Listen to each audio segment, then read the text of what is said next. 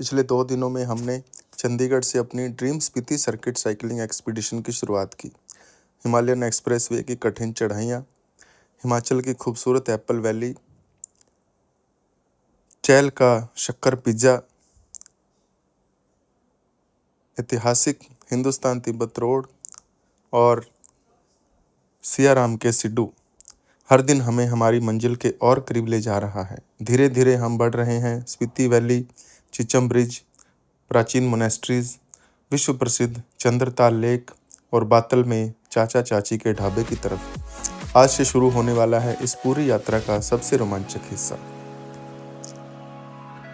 क्या आपने कभी ऐसी सड़क देखी है जो सीधे पहाड़ को काटकर बनाई गई हो, जहां हजारों लोग सिर्फ उस सड़क को देखने आते हैं, जहां प्रवेश करने से पहले आपको एक प्राकृतिक पत्थर का विशाल दरवाजा पार करना पड़ता है? आज हम प्रवेश करने वाले हैं मैजिकल किन्नौर वैली में। तो चलिए शुरू करते हैं स्पीति सर्किट साइकिलिंग एक्सपीडिशन का डे 3। नमस्कार दोस्तों, मैं हूं साइकिल वाला ITO और आज की शुरुआत होगी सराहन से। और हमारा सफ़र हमें ले जाएगा हिमाचल के सबसे रोमांचक और खूबसूरत रास्तों पर। आज इतिहास भी होगा, एडवेंचर भी और कुछ ऐसे पल जिन्हें हम कभी नहीं भूलेंगे। ताज़ी पहाड़ी हवा के बीच हमने सराहन से अपनी साइकिल यात्रा शुरू की। सराहन से ज्योरी तक का डाउनहिल शायद इस पूरी यात्रा का सबसे शानदार हिस्सों में से एक था। सामने हिमालय था, ठंडी हवा, घुमावदार सड़कें और बिना रुके कई किलोमीटर तक उतराई। हर साइकिलिस्ट का सपना होता है ऐसा डाउनहिल अनुभव करना। और फिर हम पहुंच चुके थे ऐतिहासिक हिंदुस्तान तिब्बत रोड पर। कभी यही सड़क भारत और तिब्बत के बीच व्यापार का सबसे महत्वपूर्ण मार्ग हुआ करती थी। आज उसी सड़क पर चलना अपने आप में गर्व की बात थी। अब सामने थी किन्नौर की विश्व प्रसिद्ध रॉक कट रोड। इस सड़क को देखकर पहली नज़र में यकीन ही नहीं होता कि इसे इंसानों ने बनाया होगा। विशाल पहाड़ों को काटकर बनाई गई यह सड़क इंजीनियरिंग का अद्भुत नमूना है। यही वजह है कि हर साल हजारों पर्यटक सिर्फ इस सड़क का रोमांच देखने यहाँ आते हैं। एक तरफ ऊंची चट्टान, दूसरी तरफ गहरी खाई और बीच में हमारी साइकिल। आगे बढ़ते ही सामने आया किन्नौर घाटी का प्राकृतिक चट्टानी द्वार। ऐसा लगता है जैसे प्रकृति ने खुद इस घाटी के स्वागत के लिए विशाल पत्थरों का प्रवेश द्वार बनाया हो। यह नज़ारा कैमरे में कैद करने लायक था।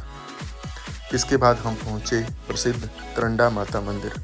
स्थानीय लोगों की मान्यता है कि इस मार्ग से गुजरने वाले यात्रियों की रक्षा माता स्वयं करती है। पहाड़ों के बीच स्थित यह छोटा सा मंदिर हर गुजरने वाले यात्री के लिए एक आस्था का केंद्र है। हमने भी माता के दर्शन किए और अपनी आगे की यात्रा के लिए आशीर्वाद लिए। और इतने रोमांच के बाद अब बारी थी नाश्ते की। भावानगर में एक ढाबे पर हमने गर्मा गर्म गोभी के पराठे और मक्खन का भरपूर आनंद लिया। पहाड़ों में साइकिलिंग के बाद ऐसा नाश्ता सच में दोगुनी ऊर्जा देता है।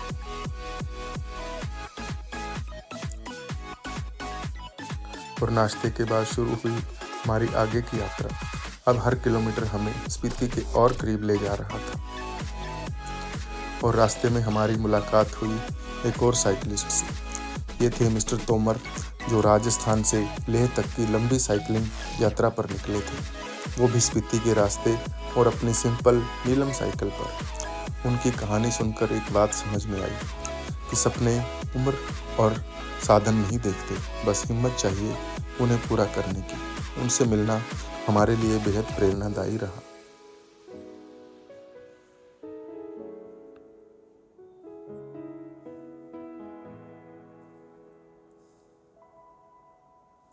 और दोस्तों, कई घंटों की राइड के बाद हम आखिरकार पहुंचे नाको। गांव में पहुंचते ही इस बच्चे की प्यारी सी मुस्कान ने हमारा स्वागत किया। इसकी इनोसेंस और अपनापन पूरे दिन की थकान भुलाने के लिए काफ़ी था। समुद्र तल से लगभग 3600 मीटर की ऊंचाई पर बसा यह छोटा सा गांव नाको अपनी शांति और प्राकृतिक सुंदरता के लिए जाना जाता है। और इसके बाद हम देखने पहुंचे नाको मोनेस्ट्री। चारों तरफ फैली शांति और आध्यात्मिक वातावरण मन को अलग ही सुकून दे रहा था। और मठ के बिल्कुल पास ही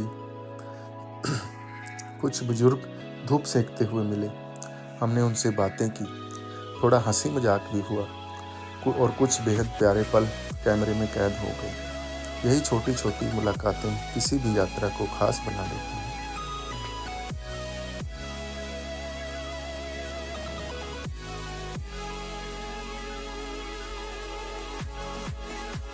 कैमरे को देखकर बुजुर्ग मस्ती के मोड में आ गए।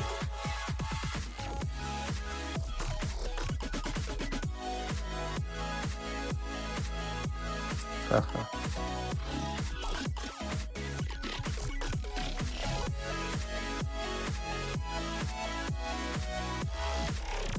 और फिर नाको गांव की गलियों में से होते हुए हम पहुंच गए खूबसूरत नाको झील के किनारे।